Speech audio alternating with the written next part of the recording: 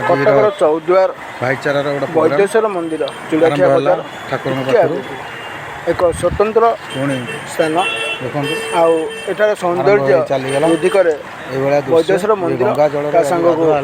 झरणा पानी रे गोटे छोट पोखरी ग्रीष्म ऋतु ग्रीष्म प्रभाव बचापा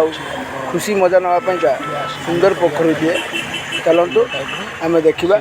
आज ये स्नान कर केते खुशी मिलूँ चंदन भाई आम चंदन भाई किसी भाई आम आस पहरा शिखापी शिखापी बड़ भाई पहरा शिखी ना ना टेलर देखा आ पिक्चर से कह भाई नुआ पड़ता गाधे आई चंदन भाई तो अच्छा भाई मैंने अच्छा पहरा शिखेदेवे कहते से आशा आसी